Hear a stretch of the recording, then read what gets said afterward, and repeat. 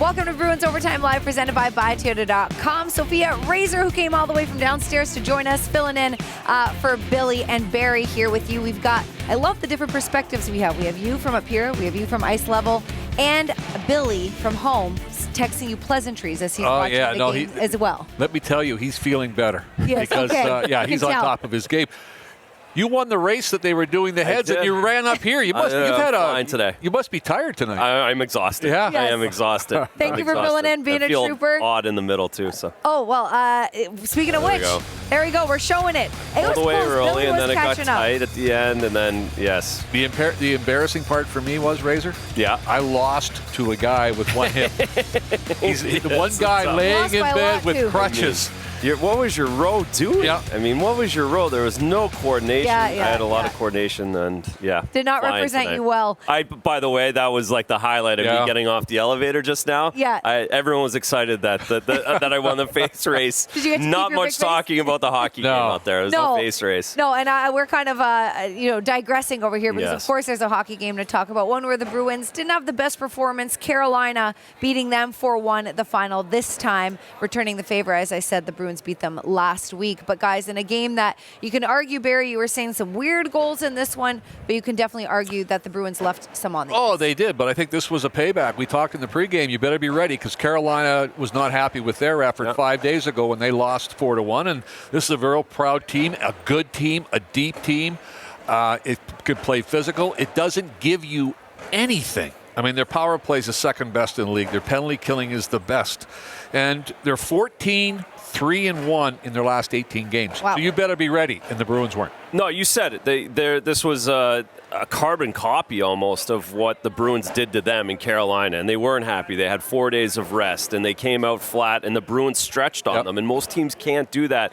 I don't think the Bruins really got to that same stretch. They tried, and the 2 times they did do it, the puck jumped off over the stick of Marchand in the first period, and it jumped over the stick of Paston in the second. If they connect on those plays, that was the difference from what they did in Carolina to here. And then, of course, you're talking about a Michigan goal, a couple wraparound goals. So Carolina played the way they wanted to. No ice out there, and they just wore down until they get a couple of – they're happy to score ugly goals, and that's what they do. That's the way they play. And, again, they don't give you anything, and they pride themselves on that. I think, too, one of the other concerns to me tonight was the bottom 6 forwards. I thought that bottom 2 lines were much more effective than the Bruins' top 2 lines, and I think that showed as you went into the power play as well. The Bluebirds were out tonight in the power play. People were getting very, very frustrated, and it's one of those things we talked about in pregame. You have a week here. Boy, you got to try and find this thing, don't you? You do. And it's on the best players, like you said, to figure it out. They know that. Oh, absolutely. They know that, and they know everyone's watching. They know the team's needing them to do that, and they're feeling the pressure of it a little bit. I think it's good to feel the pressure right now. You have to work through it, though. You have to get something good in your mind. That positive vibe, the positive thinking, some way, somehow, whether it is just 2 great practices, just a little bit of puck luck maybe in Pittsburgh on Saturday night, but they have to figure it out here in the next 10 days. There's no question. Razor, were you in the – I'm trying to think of what side you're on, but were you in the corner when he scored that goal? I was. Yeah, and how'd you see it? I just saw it. Well, one, they were in Carolina was in the Bruins net end for 2 minutes there. It felt like maybe 3 minutes for the guys out there. You see a minute 8. It felt like a lot more than that. Lauko was grinding, and you see it, and you could tell that it was just an odd little bounce. I couldn't see the exact camera angle, but I was like, that's odd. And then the way Carolina bench got up right away, you were waiting for the horn to go. Svechnikov, he's one of my favorite players in the league. He's got a little edge to him. Old school power forward guy. He does have a little bit of edge. He's got some snarl. Played junior hockey, came over and learned that way. So he's a stud, and he's done that a couple of times. And it was a perfect time for him to do it because Bruins were out there so long. They couldn't defend. They weren't closing space. And unfortunately, you give up a Michigan goal if you're Jarvis. And you would have appreciated it in honor of our partner who's at home recovering with this new hip. Like he always says, the guy has a sick set of mitts, doesn't he? He certainly does. Oh, man. We quoted him in second intermission. Billy's getting too much love, okay? Yeah, you can't give him he's too not much. like Bond. Yeah, right? exactly. He's coming back in a couple of days.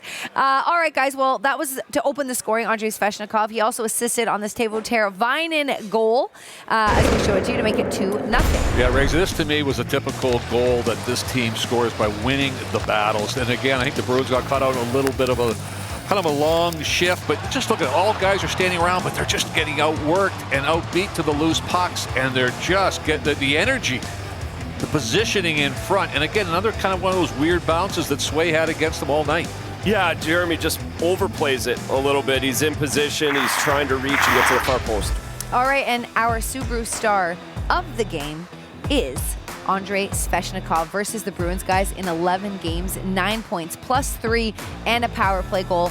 As we saw, he had that goal and an assist and a +2 rating tonight. Someone we have been discussing since the trade deadline when the Bruins were facing him, that would be Jake Guentzel, who scored against them last week. He also scored against them in this one, and he's been on fire since they've acquired him. He has, and this is just another.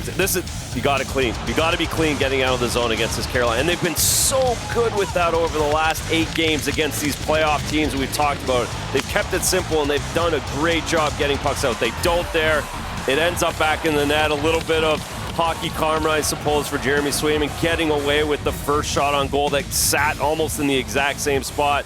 This time, Zaka comes in and clears it off of his pad in the net, and it's an ugly one. Yeah, and I think up until that point, too, Razor, I think the shots were 7-1 for the Bruins. And you felt like all the momentum, okay, they're back in this thing, you got an opportunity here, and then you get another weird bounce of a goal, exactly as you had said, goes back here. He helps out, and he goes, I'm helping him out, and he hit the backside of Swayman, and it goes back in. This just shows you kind of, this little graph explains why Carolina likes coming to the TD Garden, my friend. Yeah, and I would assume most of their road games look like this, especially the goals allowed, that 2.3 number. They're so stingy. The penalty kill is so stingy. Not a lot of room. You have to be so patient. You can't turn pucks over when you have full possession in your own zone like we saw in the third one there. This is a good road hockey team. This is the way, I mean, they play a playoff style of hockey all year round, don't they? Mm-hmm, they do. And it's what's interesting, can they continue it for 28 more games in the playoffs? And that's been their issue. Very tiring. It's very tiring. It's very hard on as a group to continue to push the pace and the pressure they do. But as of now, they're in a good spot. Just one goal for the Boston Bruins, the lone one by Charlie McAvoy, where we were discussing Razor at intermission. Good effort here by the Bruins and this whole unit in their zone. Yeah, this is his whole night, I think. We're starting off with, Sophia, with a situation where he was, to me, even though he scored the goal, he was by far their best player. Mm-hmm. He was transitioning the puck, creating opportunities, and you can see, as you had used the word, I think, a little snarl. He had a little snarl tonight. He was ready to play, and he got rewarded here for the play so far. But again, I'm not saying that he was the best player because he scored a goal. He was the best player because he was very active. It started him going right at Jake Guentzel. He was looking to lay the body on Jarvis in the neutral zone. He was physical. He was aggressive all night, and he got rewarded. Like you said, he got rewarded with the goal. It wasn't, the goal didn't cause him to be the best player. It was, he got the goal because he was the best player out there. And again, you just felt like they might have had a little bit of momentum going into that, but this is just from the start, and McAvoy moving his feet, looking to make plays. Again, this is it. This is when he's at his best, right? Yeah, that's when he's moving his feet. That's the energy, and that first 5-10 minutes felt like a playoff game. And it was, even though it was only 4-4 in shots. Yeah, a lot of intensity. It was, and I was impressed with the Bruins initiating a lot of that. I agree. Well, they were throwing their body around. They were, whether it was Frederick or McAvoy, the usual suspects are the guys that you absolutely need to depend on to throw that physicality. They did a good job of that early in the first. I think the other thing too here is we're watching McAvoy continue to create good plays. Is how active Carolina's defense on back there with Slavin and Burns and Shea. They get involved in plays, man. They sure do, guys. And unfortunately, with the loss, they did not clinch the Atlantic Division. But the playoffs, they're in, and the quest for the cup is on. Stay tuned to NESN for first round game coverage, plus pre and post game coverage throughout the playoffs. Quest for the cup is presented by the Xfinity 10G network. Coming up, as usual, Andy Brickley goes one-on-one with Jim Montgomery, and we'll bring you their conversation next. We're going to get reaction from the dressing room as well to the 4-1 loss against the Carolina Hurricanes. And the awards were handed out, the Bruins season-long awards. This was before tonight's game. We're going to take a look at the winners and what made their regular season so special. That's going to be later on in Bruins post-game final.